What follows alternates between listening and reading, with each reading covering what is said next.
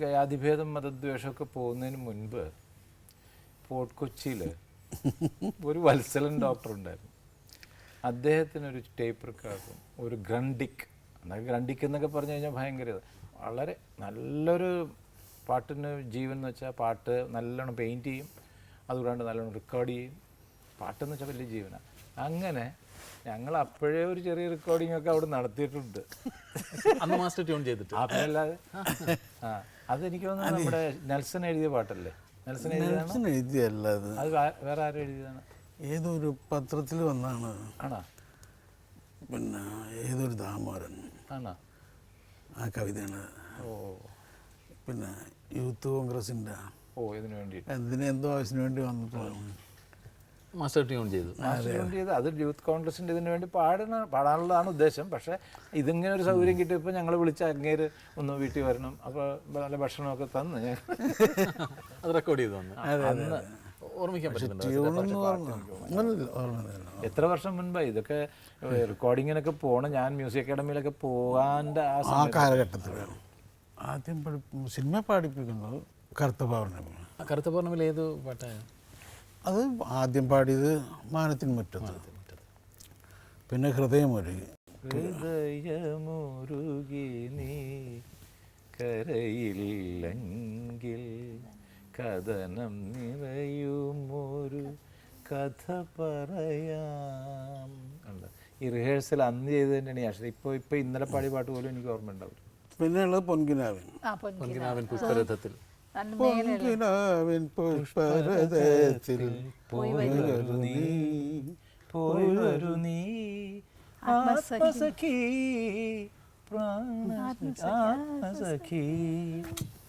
ഏതെങ്കിലും പാട്ടുകൾ ദാസേട്ടൻ എവിടെ നിന്നെങ്കിലും കേൾക്കുമ്പോൾ ഇത് ഞാൻ തന്നെ പാടിയതാണോ, എന്ന് പാടിയതാണെന്ന് അങ്ങനെ ഓർക്കാറുണ്ട് ദാസേട്ടൻ? അതിന് അങ്ങനെ ഒരു ഗുണമുണ്ട്. കാരണം എൻ്റെ ശബ്ദം കേൾക്കുമ്പോൾ എനിക്ക് തന്നെ അറിയാം. അല്ല അതിൻ്റെ അല്ല, എന്നാൽ ഇത് എന്ന് പാടി ഏത് പടത്തിലാണ് ആരും അങ്ങനെ റിക്കളക്ട് ചെയ്യാൻ ഒരു പ്രയാസം തോന്നുന്നു. എത്രയോ പാട്ടുകൾ പാടിയിട്ടുള്ളതുകൊണ്ടാണ് ഞാൻ ചോദിച്ചത്. ഇല്ല, അതൊരു അങ്ങനെ ഒരു കമ്പ്യൂട്ടർ മനസ്സിനകത്തുണ്ട്. ഒരു പാട്ട് ഏത് സ്റ്റുഡിയോ എവിടെ നിന്ന് പാടിയെന്നുള്ളത്. മാസ്റ്റർ അപ്പം ശരിക്കും സിനിമയിൽ വരുന്നതിന് മുമ്പുള്ള അടുപ്പാണല്ലേ ദാസേട്ടൻ? കൊച്ചിയല്ലേ, കൊച്ചിക്കാരാണ് ഞങ്ങള്. ഞാൻ പിന്നെ കൊച്ചുനാളിൽ കാണുന്നത് എങ്ങനെയാണെന്ന് വെച്ചാൽ കാർന്നൂരുടെ അച്ഛനും ഒരു ഐസ് ജോസഫ് എന്ന് പറയുന്നു. അദ്ദേഹം വരുന്നത് കാണാൻ തന്നെ ആൾക്കാരിങ്ങനെ നോക്കി നിൽക്കും. കളർന്ന് പറഞ്ഞാൽ പൂവമ്പഴത്തിൻ്റെ കളർന്ന് നമ്മൾ പറയുന്നത് ഇങ്ങനൊരു അച്ഛനാണ്. അത്രയ്ക്ക് സൗന്ദര്യവാനാണ്. ഒരു കൊച്ചു പയ്യൻ പുറയിലുണ്ടാവും, ഒരു അച്ചിങ്ങ പോലെ ഇരിക്കൊരു പയ്യൻ. ആ പയ്യനാണിത്. ദിവസവും ഒഴിവ് കിട്ടുമ്പോഴോ അല്ലെങ്കിൽ വൈകുന്നേര സമയങ്ങളിൽ അച്ഛനും പോരും ഇവിടെ നടക്കും.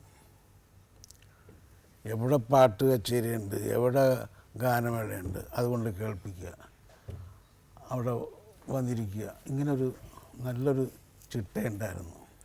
ആ കാലം മുതലുള്ള പരിചയം. ഞാനൊരു ഒരു കല്യാണ കച്ചേരി പാടിക്കൊണ്ടിരിക്കുക. അപ്പോൾ പാടിക്കൊണ്ടിരിക്കുമ്പോൾ പെങ്ങൾ വന്നിട്ട്, ഈ പെണ്ണ് കുറച്ച് കറുപ്പാണ്, ഏത് കല്യാണ പെണ്ണ്, നാത്തൂനും ഇച്ചിരി തിരക്കിയിട്ടില്ല.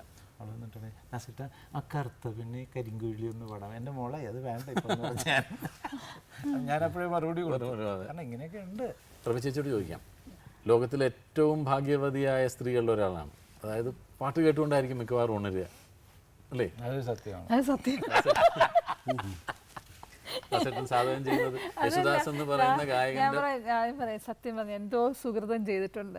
ഈ രാജകുമാരികളൊക്കെ കിടന്നുറങ്ങുമ്പം അവിടെ ആൾ വന്ന് പാടുക, ആരെങ്കിലും വന്ന് പാടുക എന്ന് വെച്ചാലുള്ളൊരു ഉണ്ടല്ലോ, ആ ഒരു അനുഗ്രഹമാണ്. ഞാൻ നല്ല സുഖമായിട്ട് ഉറങ്ങുമ്പോൾ രാവിലെ 4 മണി 5 മണിയാകുമ്പോൾ ദാസ് ഇങ്ങനെ പാടിക്കൊണ്ടിരിക്കും. അത് കേട്ട് ഉണർന്ന് കിടക്കും, പക്ഷെ അത് കേട്ട് ഇങ്ങനെ കിടക്കും. അത് ഞാൻ എപ്പോഴും വിചാരിക്കും, അയ്യോ ദൈവമേ ഏത് ജന്മത്തിൽ ചെയ്ത പുണ്യമാണെന്നുള്ളത്. അത് വളരെ സത്യമാണ് ചോദിച്ചത്. അപ്പം മെലോഡിയസ് ആയിട്ടുള്ള പാട്ടുകൾ ഇനിയും നമുക്ക് മാസ്റ്ററിൽ നിന്ന് ദാസേട്ടൻ പാടി നമുക്ക് കേൾക്കാൻ പറ്റും. എന്താണെന്ന് വെച്ചാൽ മാഷിനെ ഉപദ്രവിക്കാണ്ടിരിക്കണം ഈ പ്രൊഡ്യൂസേഴ്സും ഡയറക്ടേഴ്സും. മാഷെ മറ്റേതുപോലെ ഒന്ന് ചെയ്യുമെന്ന് പറഞ്ഞു കഴിഞ്ഞാൽ പാവം മാഷ് എന്ത് പറയാനൊക്കെ നോക്കാം മോനെ എന്ന് പറയും, അല്ലേ? അല്ലാണ്ട് ഒരു എതിർത്ത് പറഞ്ഞില്ല. കാരണം ഇതിന് രണ്ടിൻ്റെ നേരെ വിപരീതമാണ് ഗുരുവും ശിഷ്യനുമേ. ആ പോ താൻ പിന്നെ വാ ഒരാള്, ഇതല്ല നോക്കാം മോനെ.